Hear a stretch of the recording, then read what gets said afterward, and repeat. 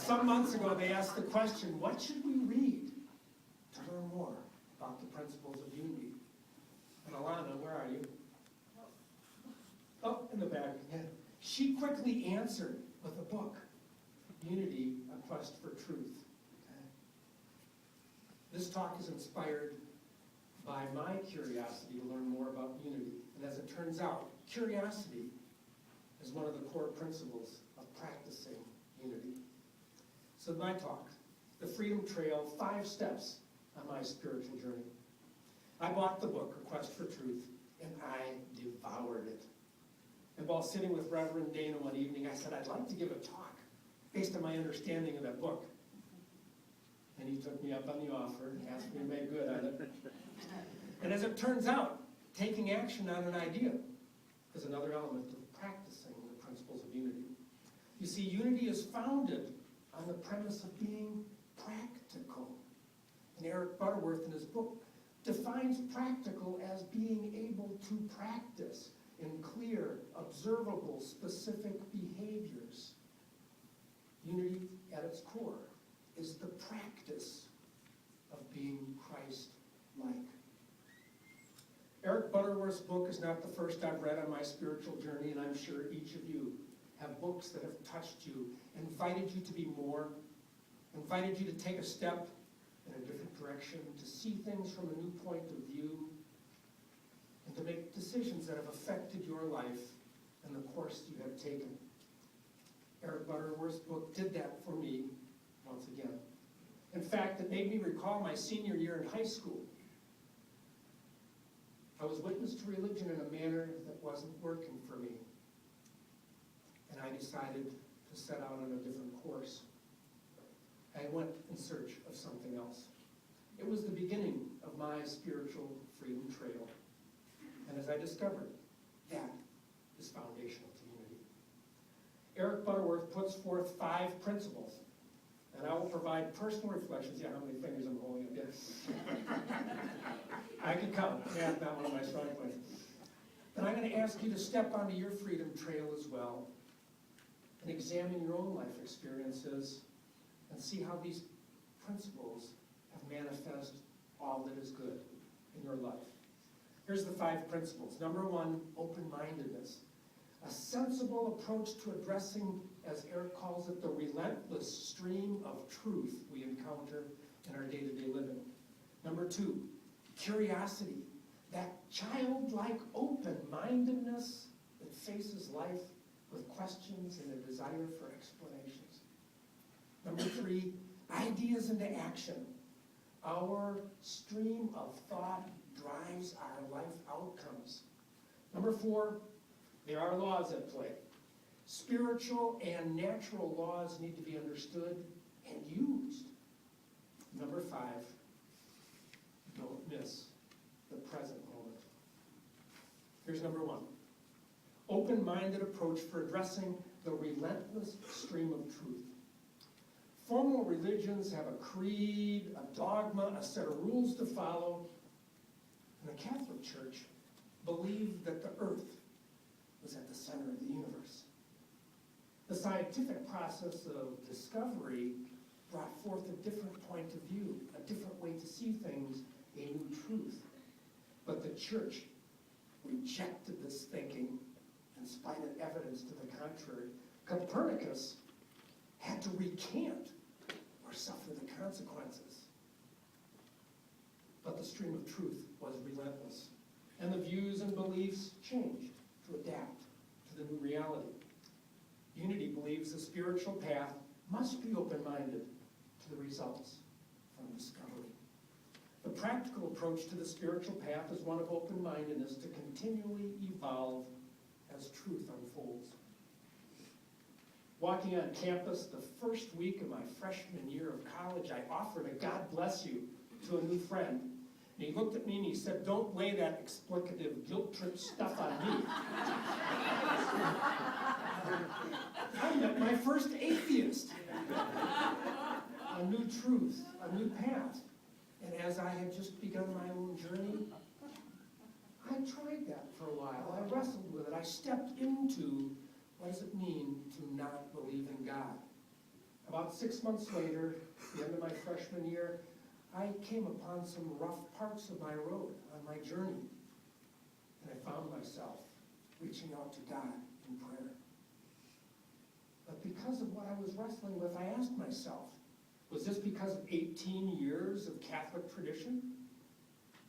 Or was this the natural state of the human experience to call out in times of need for help, guidance, and support?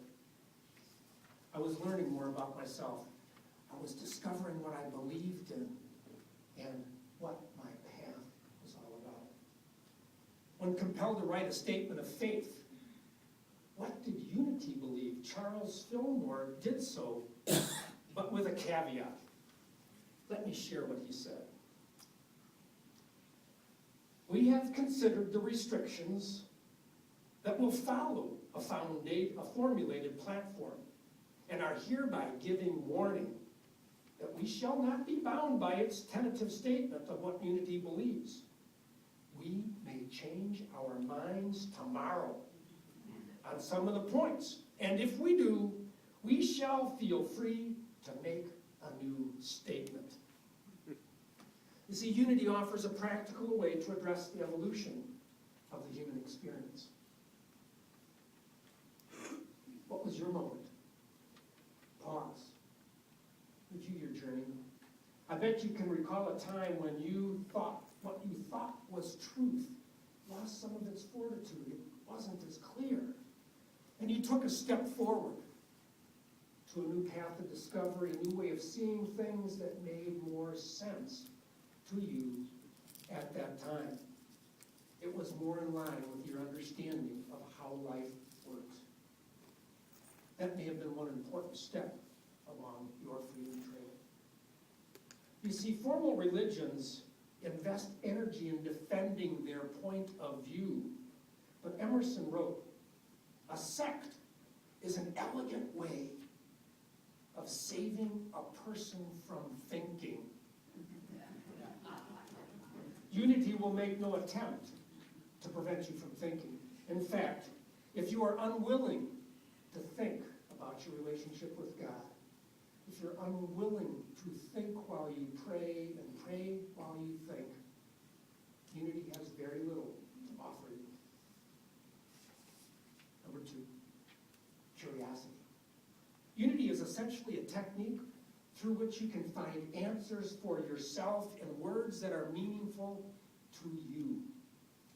However, before the answers come the questions. The philosopher and mathematician René Descartes thought to answer through logic the question of God's existence, and he is quite famous for part 1 of his logical conclusion. I think, therefore I am. What's less well known is the second sentence. But I didn't think of me, therefore there is God. His logic could not discern a conclusion for who created God, yet he knew because of his own existence there was a force behind him. I often attended the Federated Church in Chagrin under the leadership of David Norland. And I recall in one sermon where he stated, when I hear another minister say they have the path figured out, I get concerned. There's a call to curiosity in that message. We must keep seeking. I was told once we become different because of the people we meet and the books that we read. I have 5,000 names in my iPhone. It'll be easier to talk about the books I've read. Each author contributes to the stream of truth we encounter, and our commitment to consider and curiously investigating their point of view, drawing our own conclusions, and looking for ways to expand our spiritual freedom is the essence. Books, to me, Fire in the Belly, Iron John, The Power of Myth, your personal mythic journey, open my eyes for the need for ritual and rites of passage in contemporary society. And through that, I invented the 16-year-old adventure. I took each one of my children on a father-child adventure when they turned 16 to satisfy some curiosity about the world, about ourselves, about each other, and to mark a passage in time in both of our lives. They were wonderful adventures and tough at times. The answers to tough questions require effort. Zacchaeus wanted to know through a tough question, who is this man, Jesus Christ? And he climbed up a tree and he went out on a limb to seek his answer.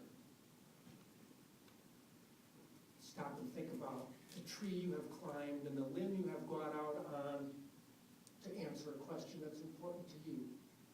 Maybe, just maybe, you're out on one of those limbs right now. Step onto your freedom trail and pause and think. How has curiosity opened up your view of the world, given you answers, and maybe, even for just a moment, brought you face to face with God?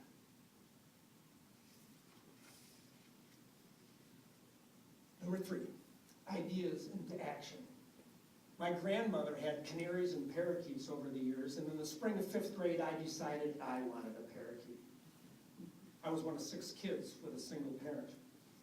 I never really felt a sense of lack, but I knew resources were stretched. And when I presented this idea to my mom, she sat me down and said, Joe, if you really want that bird, you're going to have to earn the money to buy it and to take care of it. And then we talked about all the ways that I could do it. One way was to pull weeds. She would give me a penny a piece.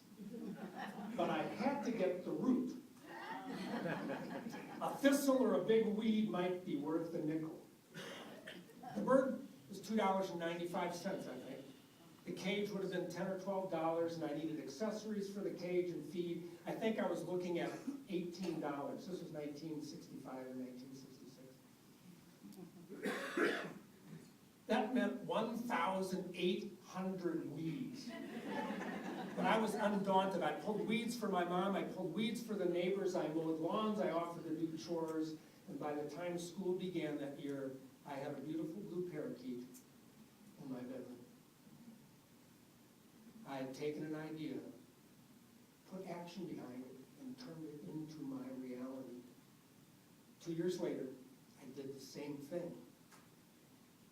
I wanted my own guitar, one I had picked out from the music store. I did it with a paper route. Both of these initiatives required me putting a lot of myself into the creative process. How do I make that idea become real? I discovered a lot about myself.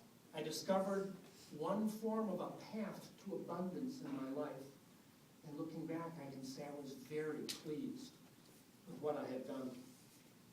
Fast forward years later, a young boy who lived in the apartment 2 floors below came up and knocked on the door, and he had some stones that he had picked out of the parking lot. I recognized them from the shale cliff along the back of the parking lot, and he wanted me to buy them. He was trying to sell some stones.